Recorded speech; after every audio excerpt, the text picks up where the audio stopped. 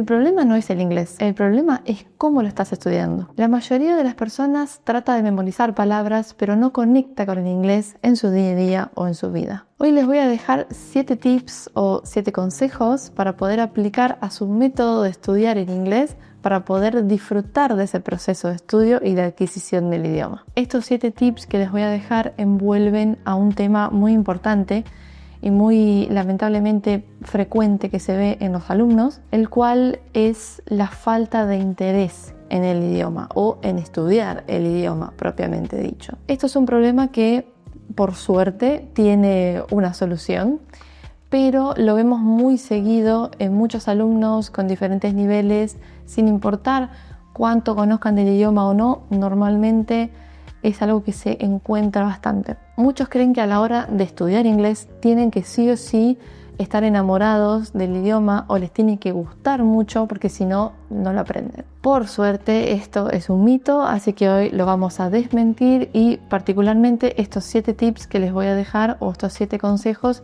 son muy personales y desde la experiencia de haber visto este tipo de situaciones. Vamos con el primero. El primero y uno de los más importantes, como todos los demás, es descubrir los intereses de cada uno. Antes de ponerte a estudiar solamente porque sí el idioma, tenés que hacerte un par de preguntas. La primera es, ¿qué cosas te gustan en tu vida en general? ¿O qué actividades disfrutas más en tu día a día? La clave es encontrar eso que te gusta para conectar justamente con el idioma, en este caso el inglés, desde lo que te gusta hacer diariamente. Por ejemplo, si te gustan las películas, las series, los juegos, los libros, cualquier cosa que te guste hacer o consumir en cuanto a este tipo de cosas, es una de las herramientas más importantes para encontrar justamente el interés y poder asociarlo con el inglés. En una película o en una serie, normalmente vas a poder ver, si está subtitulado, por ejemplo, la palabra escrita en inglés más cómo está pronunciada en esa película, cómo la pronuncian los personajes. Y lo ideal acá no es que vayas al traductor y escribas la palabra y ya, sino que vayas al diccionario, veas cómo está escrita, veas un ejemplo de esa palabra o en otros contextos, que no siempre sea el mismo contexto, que generalmente los diccionarios traen más ejemplos adentro en otros tipos de contextos. Lo mismo podemos hacer en otro ámbito, por ejemplo en la música. Si nos gusta algún tipo de banda que tenga cierto tipo de letra, podemos buscar una palabra particular, una frase, una expresión. Normalmente desde la música podemos llegar a conectar más por el sentimiento que le pone la persona al cantar. Entonces lo ideal sería empezar a anotar esas frases, tratar de entenderlas, de buscarlas nuevamente en algún diccionario, como para empezar a tener el inglés desde un lugar en el cual disfrutamos diariamente encontrarnos, que es escuchando música. Como mencioné, una de las cosas que normalmente se ve el interés es en los videojuegos. La gente que juega a los videojuegos normalmente tiene la posibilidad de encontrar palabras o frases cortitas, sobre todo de acción, que son verbos de no saltar, correr, caminar, esconder, ¿no? Cosas así de videojuegos. Yo no juego mucho, así que no tengo mucha idea, pero sé que hay gente que lo hace y que me ha contado que su primer contacto con inglés ha sido mediante esto, y me han contado esto justamente, los sustantivos de cosas que se ven en el videojuego, y se va despacito y cada tanto aprendiendo nuevas palabras y adquiriendo un nuevo vocabulario. La otra actividad de interés que podemos hacer, que ya la mencioné para poder aprender inglés, es los libros. Leer libros es fundamental. Es fundamental más que nada porque un libro te da no solamente esa palabra que vos querés saber de ese contexto, sino que te da el contexto propiamente. Entonces tenés la oportunidad de entenderla en una frase real porque está contando algo, y además tenés la posibilidad de ver la puntuación también, porque uno cuando lee con pausas, va parando. Entonces le das también sentido a esa idea. En el libro lo bueno que tiene, si es tuyo sobre todo, tenés la posibilidad de subrayar o marcar y poner papelitos y escribir esta palabra significa tal cosa, como para tener un seguimiento de lo que vas leyendo y descubrir nuevas palabras o nuevo vocabulario dentro de ese libro. Dentro de todo esto, de estas actividades, de estos intereses, por supuesto, también entra en juego un montón de cosas. Si tenés la posibilidad de escuchar algo como la música o en la película, escuchar la pronunciación, ver cómo usan la gramática, cómo entonan a la hora de hablar, entonces estás viendo un inglés más real, más holístico, si se quiere, más genuino dentro de estos contextos. Lo importante acá no es estudiar un montón de más y gramática y ejercicios que por ahí a veces no nos gusta tanto, sino encontrar esas o eso o ese tipo de actividad en el cual nos sentimos cómodos para poder justamente adquirir este nuevo idioma que muchas veces se dificulta y mantener la constancia, porque si nos gusta mirar una peli, nos gusta escuchar música, nos gusta jugar un juego, un videojuego, nos entretenemos y a la vez aprendemos cosas nuevas, en este caso del inglés. Entonces, lo ideal es mantener la constancia con algo que nos haga bien, que nos haga felices, básicamente. Ese fue el primer tip importante para poder encontrar la motivación. Vamos con el tip número 2, que es rodearte del inglés, o mejor dicho, como me gusta decirle a mí, estar inmerso en inglés.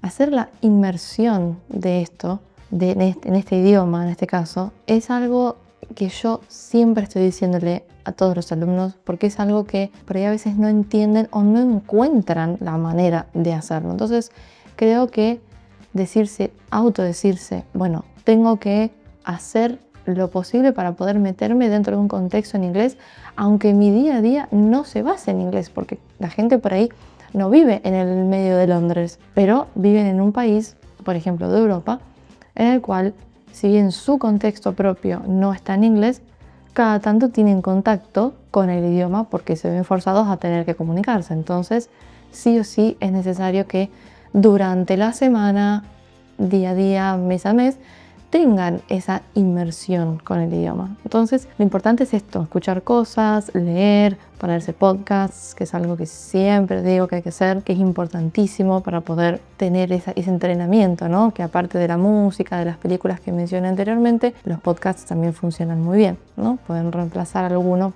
de lo que dije anterior con un podcast. Cosa de sentirse rodeado del idioma cada uno de los días de la semana. En algún momento el cerebro, el oído, el cuerpo, uno mismo empieza a entender que eso que se está escuchando, esa información que se está recibiendo, es importante, porque si lo haces todo el tiempo, al final del día, somos seres de costumbre, ¿no? Mientras más hacemos algo, más nos acostumbramos y más lo incorporamos a nuestra vida. Entonces siento que es una buena técnica rodearse lo más posible del idioma. Vamos con el tip número 3, que es aprender lo útil. Muchos de los alumnos se frustran queriendo aprender todo lo que es el inglés en una semana, en un mes. No se puede, sobre todo viniendo de un nivel 0.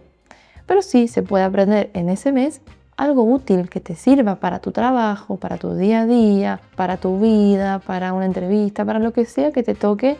Se puede aprender lo justo y necesario. Y eso te lo va a dar justamente un poco todo lo que vimos anteriormente. Que te tomes con responsabilidad a estudiar el inglés y que día a día te metas dentro del papel de estudiar este idioma.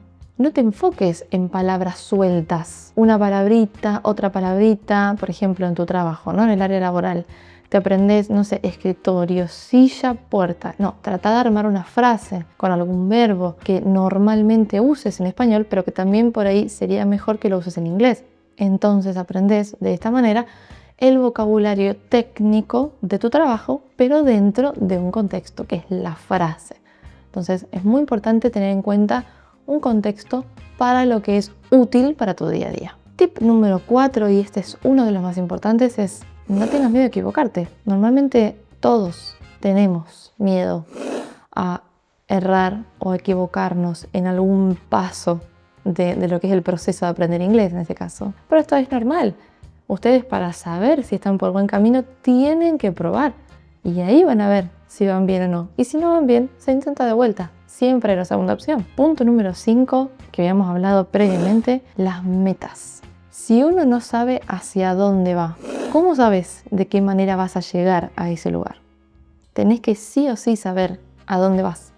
tenés que saber qué es lo que querés lograr, tenés que saber qué es lo que vos querés aprender con el inglés, de qué forma vas a querer aprender el idioma y con qué objetivo, con qué meta justamente. Entonces, una vez que sepas eso y lo tengas muy claro, no que esté en duda, muy claro, ahí podemos empezar a trazar el camino para poder llegar. Por eso es tan importante tener esas metas, como dije al principio, largas, porque es como el objetivo más grande que se tiene con el idioma. Por ejemplo, no sé, rendir el examen C1, pasar una entrevista de trabajo y trabajar, lo que sea. Tenés que saber qué es lo que querés hacer con el idioma para justamente empezar a trazar ese camino personalizadamente para poder llegar a cumplir ese sueño, meta u objetivo. Y por sobre todo, que eso sirve mucho para motivar, mientras vas en ese caminito y vas como realizando metas cortitas de una a una, yo creo que lo mejor es celebrar cada una de esas metas una vez logradas, para justamente tener